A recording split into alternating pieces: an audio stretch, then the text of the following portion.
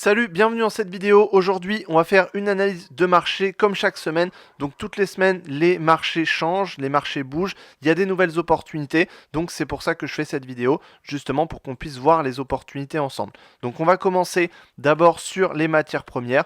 Alors sur le pétrole, la semaine dernière, on était baissier, donc on avait corrigé, on était en train de corriger le mouvement haussier qu'on avait eu ici.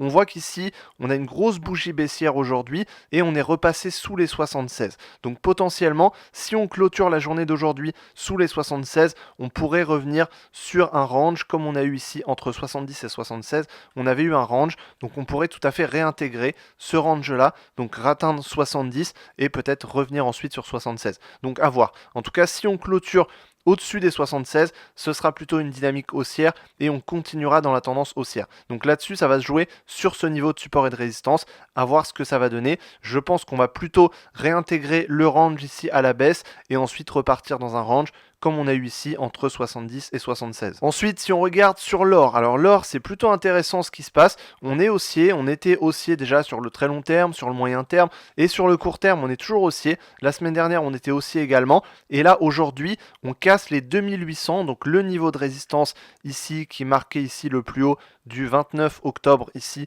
2024. Et là, on vient de marquer un plus haut, on est repassé au-dessus de ce niveau de résistance, donc c'est clairement un signal haussier. On a une tendance haussière sur le gold, donc là, je pense qu'on a une très bonne configuration et ça pourrait continuer à partir à la hausse. Donc à voir ce que ça va donner. En tout cas, plutôt haussier sur le court terme, moyen terme, long terme, toujours très haussier sur l'or, donc plutôt haussier.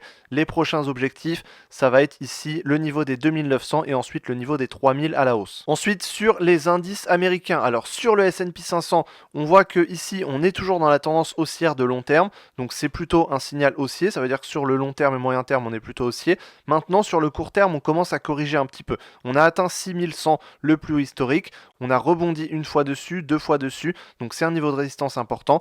On voit qu'on a corrigé un petit peu, on pourrait potentiellement corriger jusque 5800, qui serait le niveau de support le plus important actuellement, qui correspondrait également à la droite de tendance. Donc on pourrait corriger jusque 5800, mais tant qu'on reste dans la tendance haussière, justement si on corrige un peu, ça peut être un bon point d'entrée pour trouver des opportunités à la hausse et ensuite viser 6100 et plus. Donc on reste plutôt haussier sur le moyen et long terme, mais sur le court terme on est plutôt baissier parce qu'on est plutôt en phase de correction. Sur le Nasdaq, c'est à peu près le même cas de figure.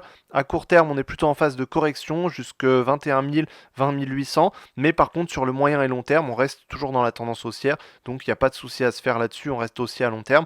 Et pareil, le Dow Jones.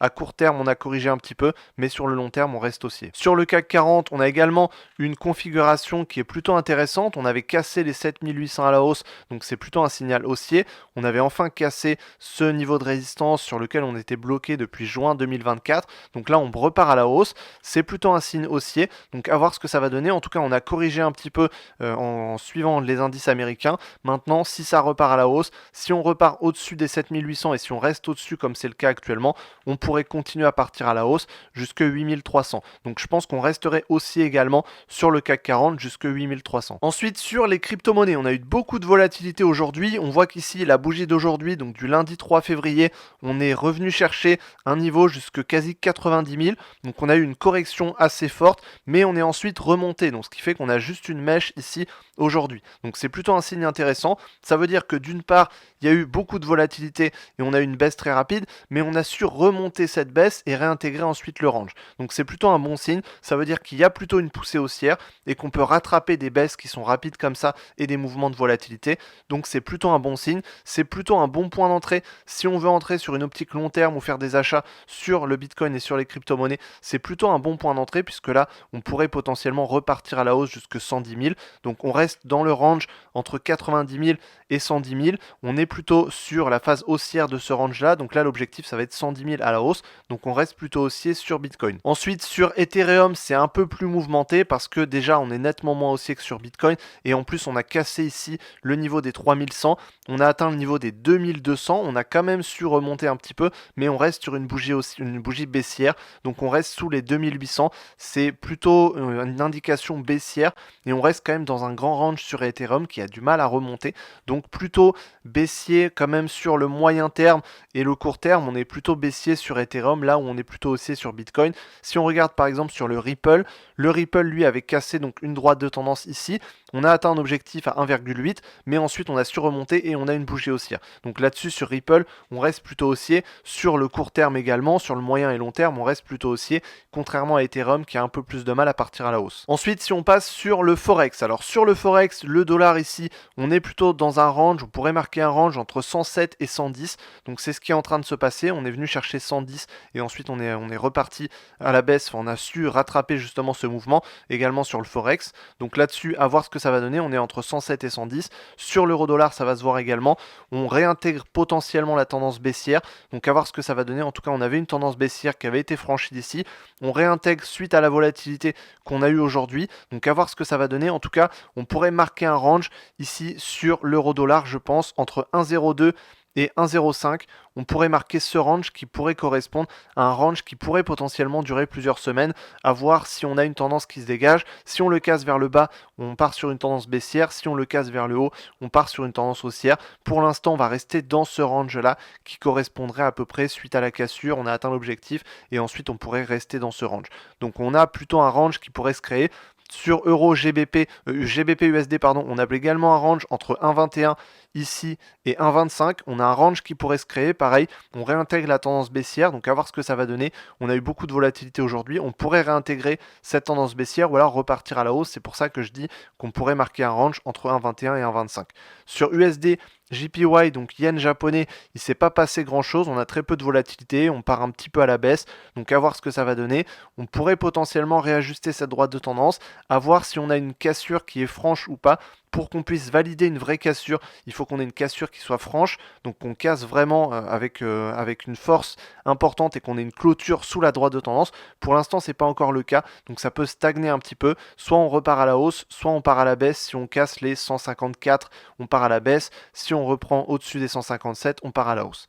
Ensuite, USD CHF, là on reste dans la tendance haussière, on rebondit sur 0,92 et là on pourrait repartir ensuite sur 0,90, donc là-dessus on commence à marquer un range entre 0,92 et 0,90, on voit que la tendance haussière ralentit un petit peu, donc on pourrait partir à la hausse, corriger un peu jusqu'à 0,90. USD CAD, ça repart encore plus à la hausse, donc là on est sur des niveaux qui sont rarement atteints, ça repart à la hausse. Pour l'instant je dirais de ne pas trader cette paire, il y a beaucoup de volatilité, c'est assez dangereux, mais en tout cas là normalement on casse à la hausse, donc ça voudrait dire qu'on partirait plutôt sur une tendance haussière, à voir parce qu'aujourd'hui on a plutôt une bougie baissière pour l'instant, donc à voir ce que ça va donner à la clôture. Je conseillerais de ne pas trader cette paire, c'est pas forcément le plus intéressant actuellement.